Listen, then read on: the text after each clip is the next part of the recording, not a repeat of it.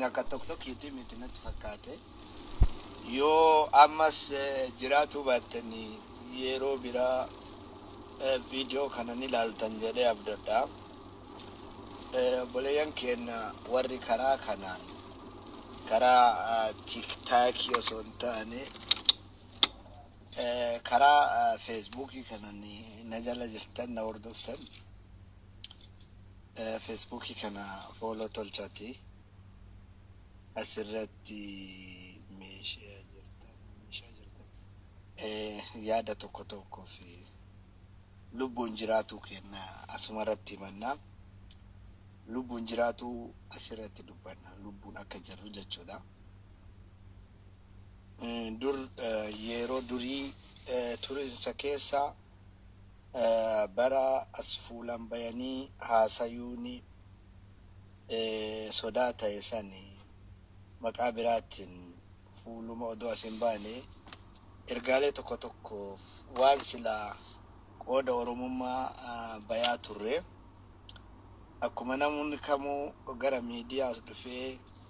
jijjiiramni argame jennee fuulan as baane hawaasatti makamne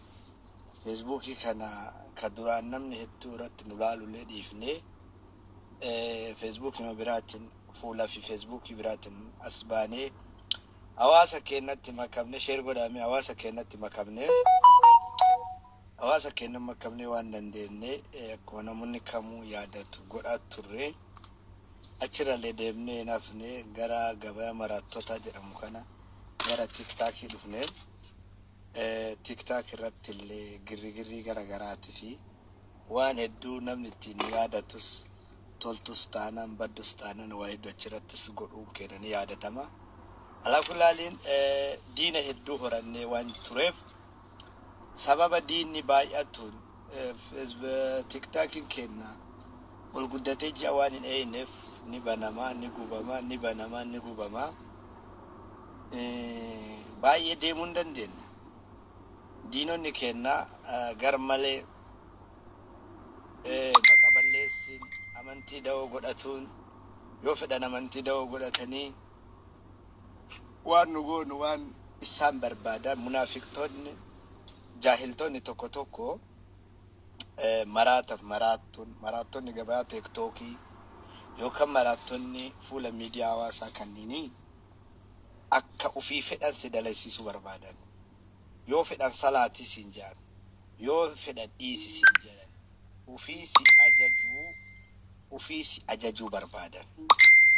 akka fedha isaaniitti akka dubbattu barbaadan akka fedha isaaniitti akka haasoftu yookaan barbaadan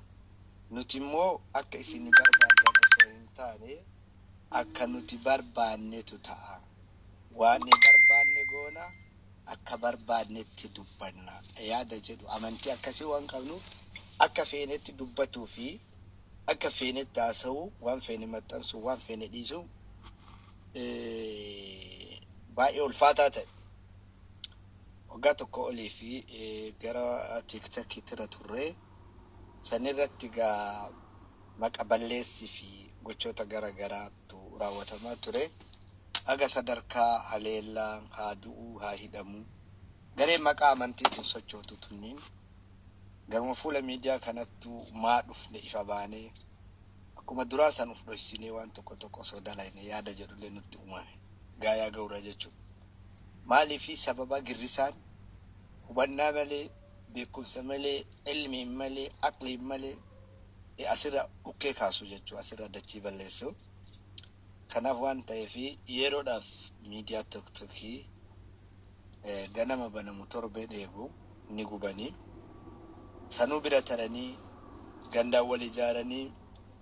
haarra wal ijaaranii duula garagaraatti fi haleellaa garagaraa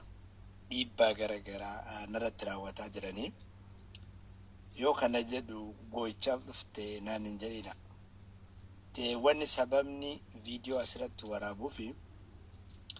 fuula feesbuukii kanarra ni ta'a asirra turaa jechuudha. Asirra waan turuu fi ni agartanii uma lubbuun keenyallee dabre viidiyoon kun ni ta'a jedhee waan amanuuf asirratti ergaa gaggabaabaa dabarsuu barbaada. Follow na tolchaatii. warri nu deeggartan haalli keessa jiru haala ulfaataa, haala yaachisaa, haala baanee galuu dadhabuu, haala warri maqaa amantiitiin socho'u ebaluu keenya nu jalaa tuyxeen amaamaa uffatteetiin waan argite poosti gootaa, sheer gootaa, areeda qabaattee waan feete sheer gootaa, qaata si gorsinaa, qaata si dhageeffannaa, du'atu si malaa yaada jedhu irratti duula garagaraa narratti geggeessaa jiranii, yaalii garagaraa narratti geggeessaa jiranii. Maraatan tokko ol bahee Kamaal Abdallaa Luka cabsaa manatti adeemu yaada jedhu gowwaan ol ka'ee waan tokko dubbate ummanni keenya hubannaa malee jecha gowwaa jecha qabataa waan hin taane qabatee namni waan fahamne gochatti jijjiiruuf guyyaa 2-3 dura gochoota himuuf namatti hin tolle, dhageettillee namatti hin tolle, ka islaamallee qaanfachiisu jechuudha. Shari'a islaamaa keessatti namni nama tumi, nama ajjeese, areeda gogaa irraa haadi, amaamaa irraa guuradhu, jawwaala irraa guuradhu jettee zulmitti nama ajajju hin jirtu. Shari'a islaamaa akkuma namni kamuu beeku daawaa gara qabutti nama ajajji, himuu dirqama qabda, fudhachiisuu dirqama hin qabdu. Eega himaa diddi du'uu qaba jedhee qaamni birriin ijaaramee horiinatu sin danda'a. Doolaara feetan isinii kenna Kamaal Abdallaa dhabamsiisuu qabdan jedhee tiimiin tokko narratti ijaaramee narratti dalagaa jira waan ta'eef yaaliin guyyaa 2 narratti raawwatame agammaatitti milkoofne aga sa'aatii isinii haasa'u kana nagaa keessa waan jiruuf akkasii garri duulli maqaa amantiitiin gareen sochootu tun dhiibbaa garanan jedhamnee fi haganan jedhamne narratti geggeessaa jirti. Videoon kun isin bira haa ta'u yoo lubbuun jiraanne ka deddeebinee wal arginu sa'a yoo dabre silaa waan dabrineef taatee taa'amaa jirtu fi adeemfamaa jiru akka quba qabaattan gabaabatti isiniin jechuu barbaada. Yoo isinitti dhagahame si yaachise yoo lakki wanni kun sheer ta'uu qaba jettan sheerii godhaa. Warri sheerillee diinonni keenya sheeriin godhaniin lakin fuula miidiyaa kanarra videoon kun waan ta'uuf maqaa hayyootatiin maqaa nama gurguddaatiin tiimiin ijaaramee Kamaal Abdallaa dhabamsiisuuf horiin sassaabamee yaaliin garagaraa narratti akka geggeeffamaa jirtu isin hubachiisu isin bira kaayatu barbaada. Dirqama isin hubachiisuu hin qabu. Akka quba qabaattan hanga sadarkaa kana geenne akka dhageettan hin barbaada. Sadarkaa lubbuu nama dhabamsiisu amantii tam keessa taa'anii amantii tam qabatanii namni gidee dhibba gorfamee dadhabame ajjeesutu fala jedhee shari'aa akkas kaa'ullee warrumaa asirraa miidiyaa kanarraa lallabee du'aaf ajjeechaa namatti lallabutu kana dalagaa jira. Duunuka lafas hin xureessinu, du'allee sodaa irraa hin qabnu, namallee sodaa hin qabnu, du'a sodaa hin qabnu, namallee sodaa hin qabnu jechuudha. Laakiin diinummaan hagana gahe namni tokko akka seera addunyaatitti amantii fedhe hordofee jiraachuu danda'a. Waan fedhe ta'ee jiraachuu danda'a. Haga seera biyyattiin cabsiniin, haga bulmaata biyya keessa jiruutii fi biyya keessaa bahee hin cabsiniin akka fedhetti heeraaf seeraan jiraachuu danda'a. Lakka amaamaa lafa kaayee toomni ka islaamati tooba irraa nuu fuudhaa jettee hayyoonni keenya labsii dabarsitee haasaa hayyoota keenyaa hojiitti jijjiirra jechuudhaan amaama fi areenni sirraa hadamuu qaba, amaaman sirraa fudhatamuu qaba, tooba uffatuu hin qabdu jedhanii duulli kun koreen kana labsitellee eenyu bakka buutee akka jari kana labsite hin beeku, maalirra dhaabbatanii akka kana labsan hin beeku. Laakiin akkuma waan ustaazonni yookaan sheekonni asirraa himtu waa hedduu himan, keeyrillee hedduma himan. Haga waan isaan jedhan kana tooba baasaa, amaamaa baasaa, areeda gogaa irraa haadaa jedhanii labsii dabarsan jettanii bayaateessu magaalaateessu mana dhoowwitan kana waan isaan keeyrii hedduu waamanu hojiitti ni hin dalayne Oromoonni ka nama miidhuuf waa namaa godhullee yoo turte nama dabarsuuf nama dhabamsiisuuf lafan geettu yoo ka itti milkooftan taate inshallah Allah yuwaffiqukum rabbi sinaa waffaqu siniin jenna gaa nuti du'allallee miidhaa garaagaraatirallee sodaa hin qabnu qophiidha kanatti aansee